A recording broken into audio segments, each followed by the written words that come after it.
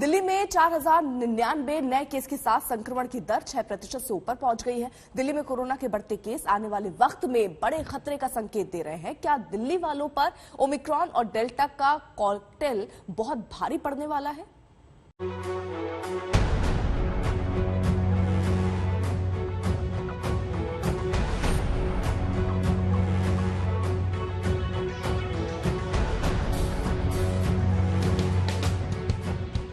क्या राजधानी दिल्ली एक बार फिर लॉकडाउन की तरफ बढ़ रही है?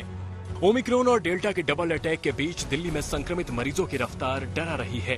बीते 48 घंटे में आए कुल मामलों में 84% नए केस नए वेरिएंट यानी ओमिक्रॉन के हैं। देखिएगा, एक्सपर्ट्स का कहना ये है कि अगर ओमिक्रॉन ही रहता है तो जल्दी जितने भी देशों में आया है, जैसे साउथ अफ्रीका इसका सबसे अच्छा एग्जाम्पल है, तो वहाँ पर बहुत ही तेजी से फैला और बहुत ही तेजी से डाउन जाने लगा।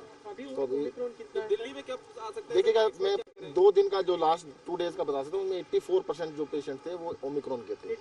84%। अगर बीते कुछ दिनों के आंकड़ों को देखें तो 1 जनवरी को 3194 नए केस आए, 2 जनवरी को 4100 नए केस, जबकि 3 जनवरी को 4099 नए केस।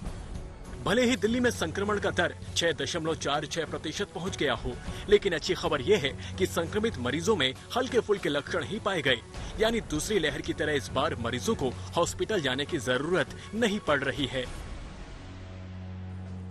दिल्ली में कोरोना बहुत तेजी से बढ़ रहा है। कोरोना के केसेस रोज छलांगे मार रहे हैं, लेकिन आज मैं आपके सामने डेटा लेके आया हूं ये दिखाने के लिए कि केसेस तो बढ़ रहे हैं, लेकिन चिंता की कोई बात नहीं है। डेली केसेस 2,500-3 हजार क्रॉस कर रहे हैं, तो इतनी तेजी से केसेस बढ़ रहे हैं।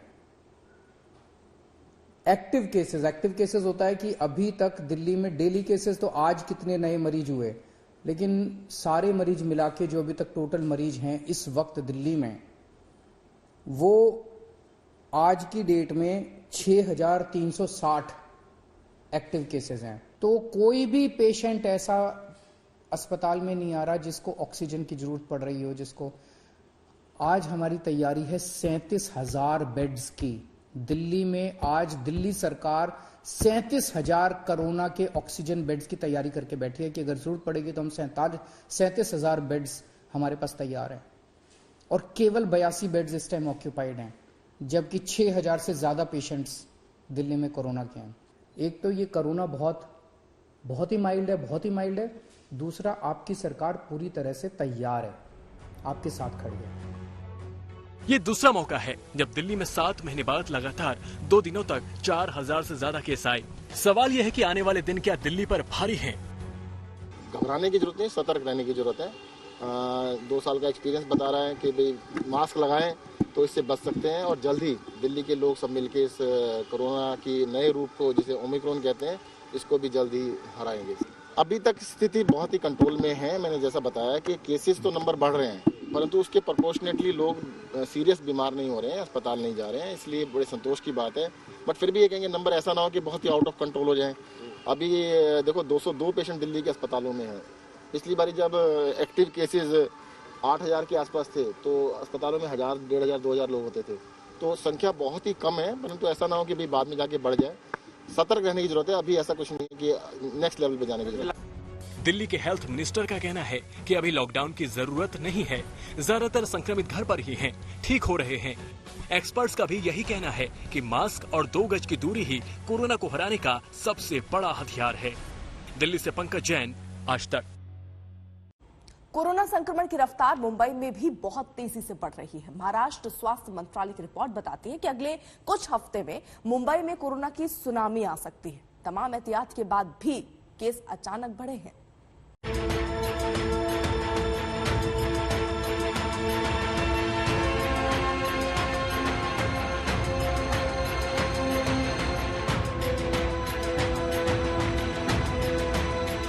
कोरोना संक्रमण के मामले में महाराष्ट्र पहली लहर से लेकर दूसरी लहर के दौरान बुरी तरह चपेट में रहा। अब इस बार ओमिक्रॉन वाली तीसरी लहर का संकट मंडरा रहा है। नाइट कर्फ्यू से लेकर तमाम दूसरी पाबंदी तामील की जा चुकी है। इस कड़ी में बीएमसी ने बढ़ते मामलों को देखते हुए मुंबई में कक्षा 1 से 9 तक के स्कूलों को 31 जनवरी तक बंद कर दिया है। उद्धवजी बालासाहेब ठाकरे, अपने आरोग्य मंत्री महोदय राजेश टोपे, स्कूल की मंत्री महोदया वर्षा गायकवाड़ ताई, इन्होंने मिलके हमारे महानगर पालिका के आयुक्त इकबाल चहल, इस सब ने मिलके एक अच्छा निर्णय ले लिया है, क्योंकि मुंबई एक आर्थिक राजधानी है और आर्थिक राजधानी में आने वाले हाई रिस्क कंट्री से आने वाले लोग और आजू बाजू के शहरों के आने वाले राज्यों में से आने वाले लोग, तो मुंबई में ज़्यादा ही संख्या बढ़ रही है, तिगनी चौगनी संख्या बढ़ रही है रुग्णों की, और इसमें बच्चे लोग 16% बच्चे लोग बाधित हो रहे। ये देखने के बाद एक निर्णय हुआ है 4 जनवरी से 31 जनवरी तक स्कूल बंद रहेगी, ऑनलाइन स्कूल चालू रहेगी। दरअसल मुंबई में भी पिछले कुछ दिनों में कोरोना के मामलों में इजाफा हुआ है। साल 2021 के आखिरी दिन सिर्फ मुंबई में 5,631 केस आए थे, जबकि उसके बाद से रफ्तार तेज हो गई है। आंकड़ों पर नजर डालें तो 27 दिसंबर को 809 नए केस आए, 28 दिसंबर को 1,377 नए मामले, 29 दिसंबर को 2,510 नए केस, 30 दिसंबर को 3,671 नए मामले, 31 दिसंबर को 5,631 नए केस, 1 जनवरी को 6,347 नए मामले, 2 जनवरी को 8,063 नए केस। ओमिक्रॉन के चलते नए साल की पार्टियों पर पाबंदी लगाई गई थी। पब्लिक प्लेस पर भीड़ के लिए नियम जारी किए गए थे, लेकिन बावजूद इसके मुंबई में कोविड प्रोटोकॉल का उल्लंघन किया गया। ये तस्वीरें नए साल के जश्न की है। आप देख सकते हैं मुंबई के दहिसर इलाके में रंगारंग कार्यक्रम का आयोजन किया गया था। स्टेज पर ठुमके लगे, नोट लुटाए गए, सरकार के सभी नियमों की धज्जियां उड़ाई जा रही थी। कार्यक्रम में ना तो सोशल डिस्टेंसिंग दिखी और ना ही किसी के चेहरे पर मास्क दिख रहा था। ये तब है जब महाराष्ट्र में ओमिक्रॉन को लेकर सरकार की तरफ से तमाम दावे किए जा रहे हैं। मुंबई शहर की जनसंख्या बहुत ज्यादा है और यहाँ पे केसेस भी बहुत रैपिडली फैल सकते हैं, तो आने वाले दिनों में अगर केसेस बहुत ज़्यादा बढ़े तो शायद लॉकडाउन की तरफ भी हमें कुछ दिनों के लिए फैसला लेना पड़ सकता है, क्योंकि एक ही लिमिट तक जो है जगह जो है वो हॉस्पिटल्स के अंदर होती है।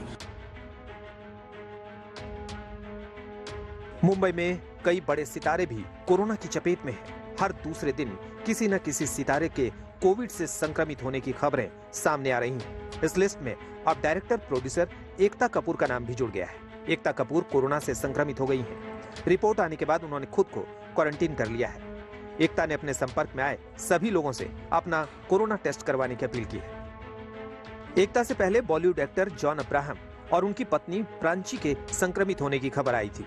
वहीं एक्टर अर्जुन कपूर और उनकी बहन अंशुला भी कोविड से संक्रमित है। कोरोना के बढ़ते खतरे को देखते हुए मंगलवार को महाराष्ट्र के डिप्टी सीएम अजीत पवार पुणे में अहम बैठक करेंगे। बैठक में कोरोना प्रोटोकॉल को लेकर कोई बड़ा फैसला किया जा सकता है। बड़ी बात यह है कि महाराष्ट्र हेल्थ डिपार्टमेंट की तरफ से चेतावनी जारी की जा चुकी है कि जनवरी के तीसरे हफ्ते में कोरोना संक्रमितों का आंकड़ा 2 लाख तक पहुंच सकता है। यानी मुंबई तो मुंबई, महाराष्ट्र में कोरोना की सुनामी आ सकती है। मतलब ये कि खतरा दर पर है, खतरा सिर पर है, खतरा सब पर है। आज तक ब्यूरो। रोकथाम के लिए नाइट कर्फ्यू से लेकर तरह तरह की पाबंदियां लगाई गई हैं, लेकिन पाबंदियों के बावजूद मामले रॉकेट की रफ्तार से बढ़ रहे हैं। बिहार और बंगाल में तो कोरोना का सबसे बड़ा कहर डॉक्टरों पर टूटा, यानी कोरोना वॉरियर्स को ही ओमिक्रॉन ने अपनी चपेट में ले लिया।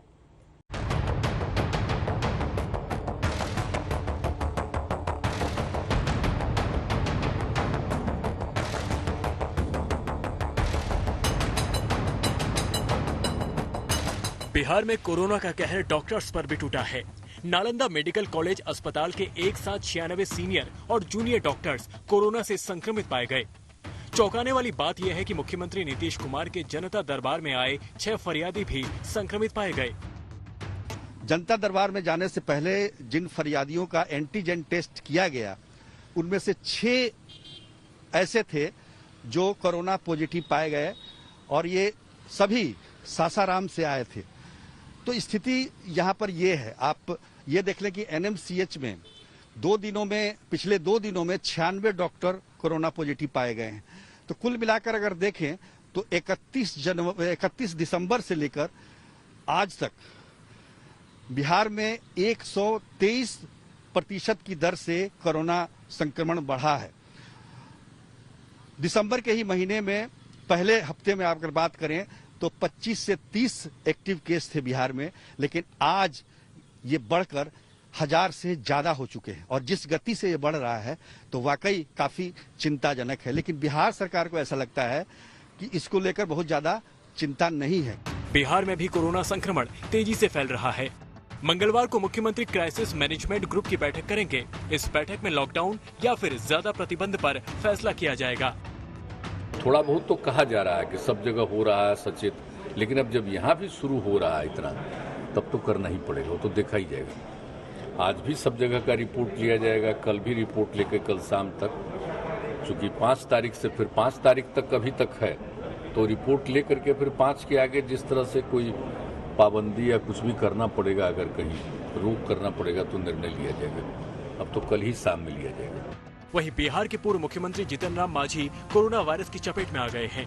मांझी के साथ साथ उनकी पत्नी, बेटी, बहू और 2 स्टाफ मेंबर सहित 18 सुरक्षाकर्मी भी कोविड पॉजिटिव पाए गए हैं। से आदरणीय बिहार के पूर्व मुख्यमंत्री श्री जीतन राम मांझी जी, उनकी पत्नी शांति देवी, उनकी बेटी पुष्पा मांझी, उनकी जो बहू हैं दीपा मांझी जी और उनके जो पीएस से गणेश पंडित सहित 18 लोग कोविड पॉजिटिव पाए गए हैं। ये तमाम लोग जीतन राम मांझी जी के गांव महाकार में सेल्फ आइसोलेशन में हैं। पश्चिम बंगाल में भी कोरोना ने तेजी से अपना पांव पसारने शुरू कर दिए हैं। कोलकाता के एनआरएस अस्पताल में करीब 70 चिकित्सक कोरोना पॉजिटिव पाए गए। इनमें डॉक्टर्स, जूनियर डॉक्टर्स और नर्स शामिल हैं। एनआरएस अस्पताल कोलकाता के बड़े सरकारी अस्पतालों में से एक है। अगर आंकड़ों की बात करें तो कोलकाता में बीते एक हफ्ते में कोरोना के मामले 1400% की वृद्धि हुई है। ऐसे में सरकार की तरफ से पाबंदियां बढ़ाई जा रही हैं। वहीं दूसरी तरफ ममता सरकार ने नई दिल्ली और मुंबई से आने वाली उड़ानों की संख्या घटाने का फैसला कर दिया है। मकसद है कोरोना को बंगाल में आउट ऑफ कंट्रोल होने से रोकना। आज तक ब्यूरो। आखिर देश और दुनिया को कोरोना महामारी से निजात मिलेगी या नहीं? अगर मिलेगी तो कैसे? ओमिक्रॉन से डरना क्यों जरूरी है? ये डॉक्टरों की जुबानी समझिए।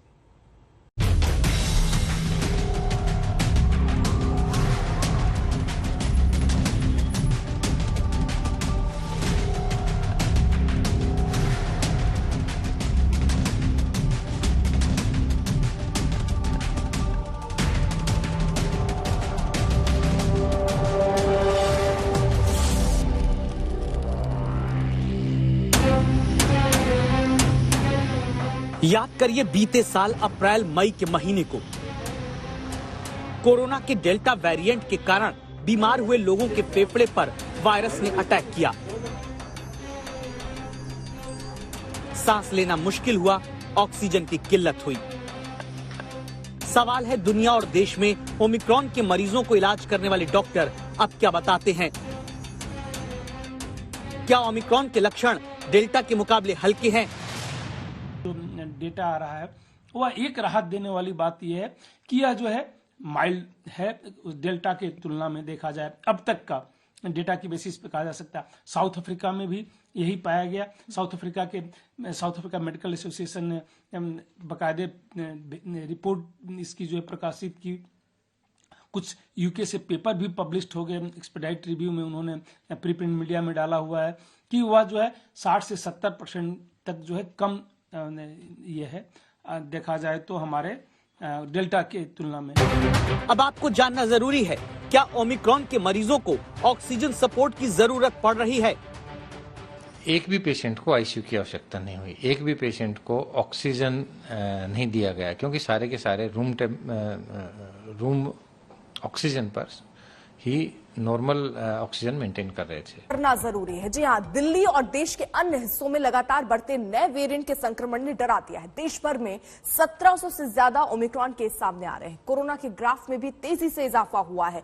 दिल्ली में तो मानो कोरोना विस्फोट हो गया है। कल 4100 नए केस आए। बिगड़ते हालात को लेकर आज डीडीएमए की बैठक हो रही है और ये महत्वपूर्ण बैठक इस लिहाज से क्योंकि इसके बाद तय किया जाएगा कि जो पाबंदियां पहले से चल रही हैं क्या उनमें और इजाफा करने का वक्त अब आ चुका है और उसके लिहाज से कुछ और सख्ती अब आने वाले दिनों में देखने को मिल सकती है। इस लिहाज से कहां देश भर में एक दिन में आप समझिए 33,000 से ज्यादा कोरोना के केस सामने आए हैं। दिल्ली में अगर 24 घंटे की बात करें तो 4100 मामले सामने आए जिसने सबको चौंका दिया है।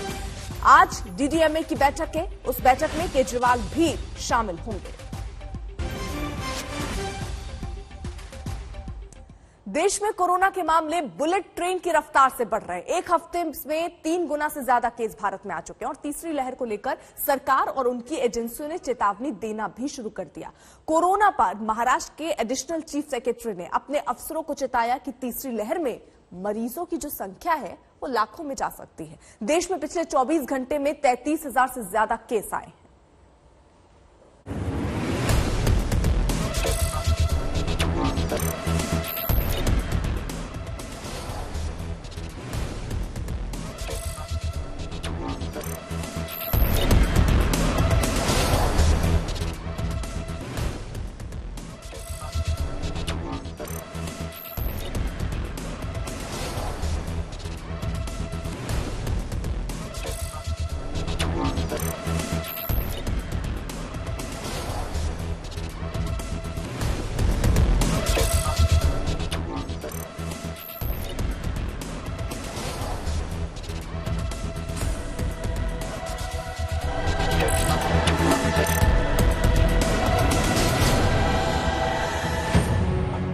जिस दिल्ली में ओमिक्रॉन तेजी से पैर पसार रहा है वहाँ मास्क न पहनने के जितने मुंह उतने बहाने हैं। मैम क्या नाम है आपका? ज्योतिका। ज्योतिका। आप मास्क क्यों नहीं पहने? आपको पता है दिल्ली में रिस्ट्रिक्शन है। सफोकेशन होती है ज्यादा वो करने से। सफोकेशन होती है ज्यादा। कोई कहता है कि फोटो खिंचवाने के लिए उतारा है, कोई कहता है कि दम घुटता है इसीलिए उतारा। हर दिल्ली वाले के पास अपने बहाने हैं, लेकिन दिल्ली में मास्क उतारना कोरोना के खतरे को कम आंकना लोगों को कितना भारी पड़ सकता है उसका अंदाजा आप राजधानी में बुलेट ट्रेन की रफ्तार से बढ़ रहे कोरोना के मामलों से समझ सकते हैं। दिल्ली में पिछले 24 घंटे में 4,099 नए मामले सामने आए और एक की मौत भी हुई। रविवार को दिल्ली में 3,194 कोरोना के मरीज मिले थे और पॉजिटिविटी रेट 4.59% थी। करीब 7.5 महीने के बाद दिल्ली में इतने ज्यादा मामले मिले हैं। इससे पहले 18 मई को 4,482 केस आए थे। इसी तरह दिल्ली में कोरोना की संक्रमण दर 6.46% हो गई, जो 18 मई को 6.89% थी। दिल्ली में कोरोना के सक्रिय मामले भी बढ़कर 10,986 हो गए। पिछली बार 31 मई को सक्रिय मरीजों का आंकड़ा 11,000 के पार पहुंचा था।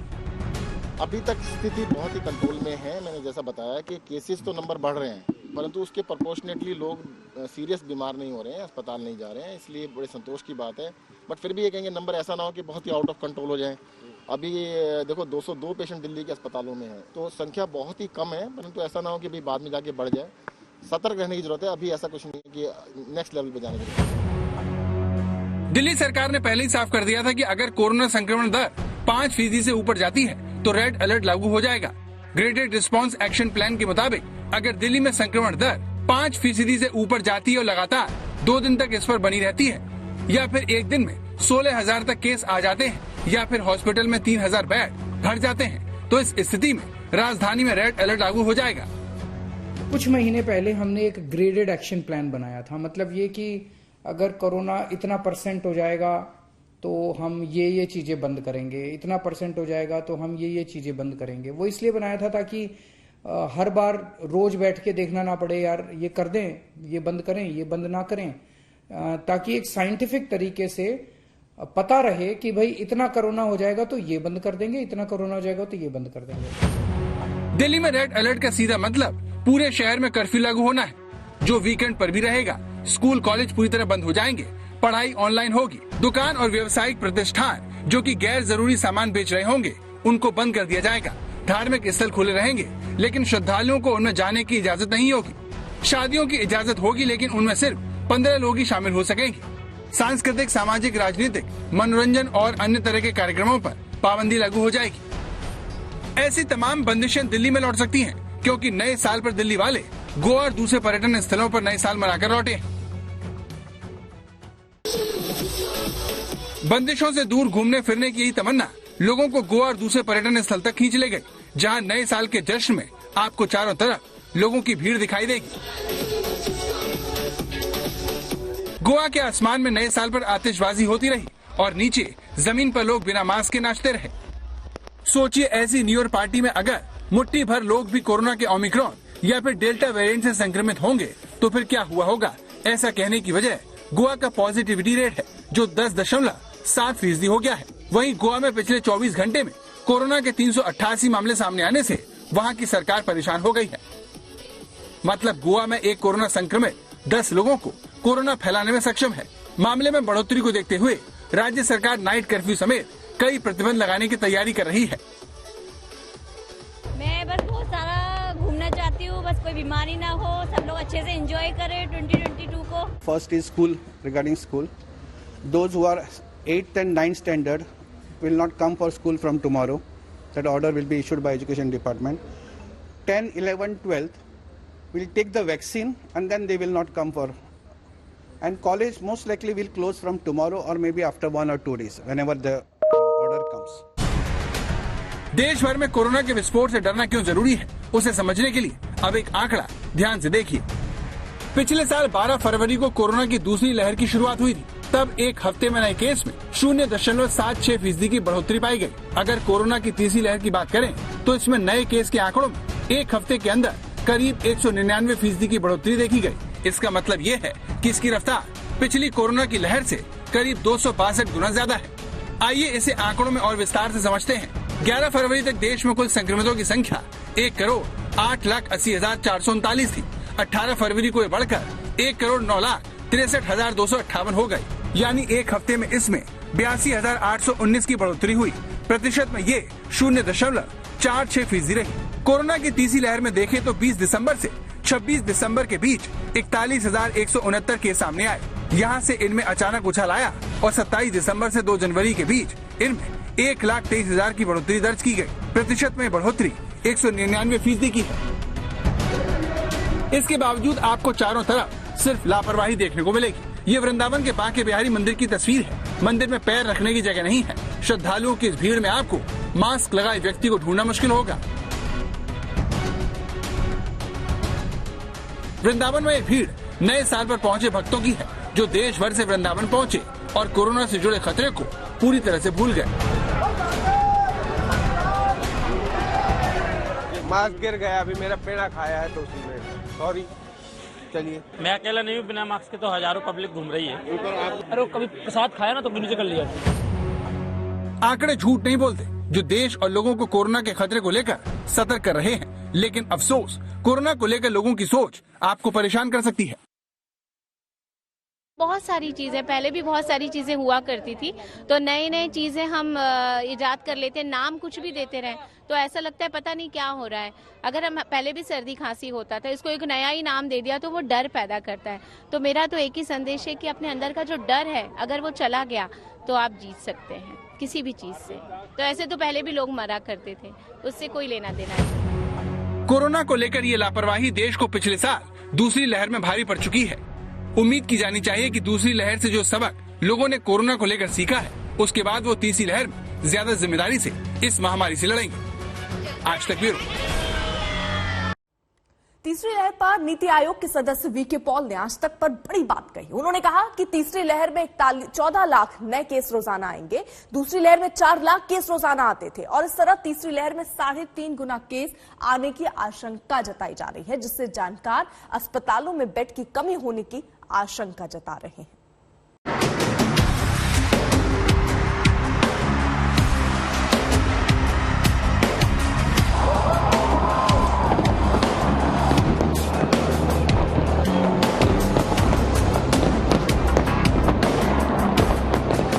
कोरोना के बीच नए साल का जश्न वायरस की मुंह मांगी मुराद पूरी कर सकता है, क्योंकि दुनिया भर में लोग मास्क से परेशान हो चुके हैं और कहीं कहीं तो लोग कोरोना की पाबंदियों के खिलाफ बागी हो गए हैं। आपके सामने यूरोपीय देश नीदरलैंड्स की राजधानी एम्स्टर्डम की तस्वीर है, जहां पर प्रदर्शन पर प्रतिबंध के बावजूद हजारों लोग जमा हुए। यूरोप के अधिकतर देशों में कोरोना से जुड़ी पाबंदियां लोगों को चुभने लगी हैं। वो उन्हें सरकारी दमन बताते हुए सड़क पर उतर आए हैं। एम्स्टर्डम में तो लोग कम दमन और ज्यादा देखभाल की तख्तियां लेकर सड़कों पर अपनी सरकार को कोसते देखे, लेकिन जिस यूरोप में कोरोना संक्रमितों की संख्या 10 करोड़ के पार हो, वहाँ इस तरह की लापरवाही पर वैज्ञानिक चिंता जता रहे हैं। You've got to be careful about that, because even if you have a less of a percentage of severity, when you have multifold more people getting infected, the net amount is you're still going to get a lot of people that are going to be needing hospitalization. And that's the reason why we're concerned about stressing and straining the hospital system. Omicron को लेकर एक आमरा ये बना दी गई है कि ये कम खतरनाक है, इससे संक्रमित लोगों को अस्पताल जाने की नौबत नहीं आती। बूस्टर डोज लगने के बाद अमीर देशों में ओमिक्रॉन को लेकर एक लापरवाही दिख रही है, जिससे एंथनी फाउची ने आगाह किया। एंथनी फाउची की दलील ये है कि भले ही ओमिक्रॉन से गंभीर संक्रमण न होता हो, लेकिन जिन लाखों अमेरिकी लोगों ने वैक्सीन नहीं लगवाई है, उनको कोरोना का वेरिएंट गंभीर रूप से संक्रमित कर सकता है। एंथनी फाउची की बात भारत पर भी 100% सटीक लागू होती है, जहां पर एक बड़े तबके ने वैक्सीन से दूरी बनाई हुई है। सीधी बात है कि भारत में जितना ज्यादा ओमिक्रॉन फैलेगा, वैक्सीन की एक भी डोज न लगवाने वालों के लिए खतरा बढ़ता ही जाएगा। हो सकता है ऐसे लोगों में बड़ी संख्या को अस्पताल की जरूरत भी पड़े, इसीलिए जानकार लोगों को वैक्सीन लगवाने और मास्क पहनने की गुजारिश कर रहे हैं। लेकिन भारत में मास्क और सोशल डिस्टेंसिंग के नियम हवा हो गए हैं। महानगरों में ही लोग बेखौफ होकर कोरोना के खतरे के बीच घूम रहे हैं। ऐसी ही तस्वीर दूसरी लहर से पहले देखने को मिली थी, जब होली पर लोगों ने कोरोना के नियमों का पालन नहीं किया था। जानकारों की राय में भारत में ऐसी ही गलती दोहराई जा रही है, जो सबको भारी पड़ सकती है। आज तक ब्यूरो।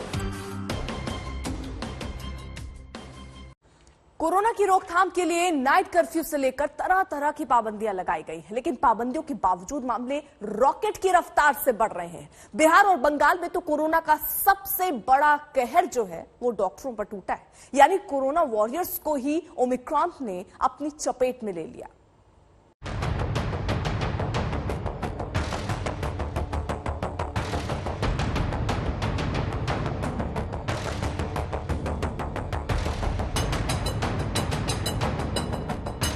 बिहार में कोरोना का कहर डॉक्टर्स पर भी टूटा है। नालंदा मेडिकल कॉलेज अस्पताल के एक साथ 96 सीनियर और जूनियर डॉक्टर्स कोरोना से संक्रमित पाए गए। चौंकाने वाली बात यह है कि मुख्यमंत्री नीतीश कुमार के जनता दरबार में आए 6 फरियादी भी संक्रमित पाए गए।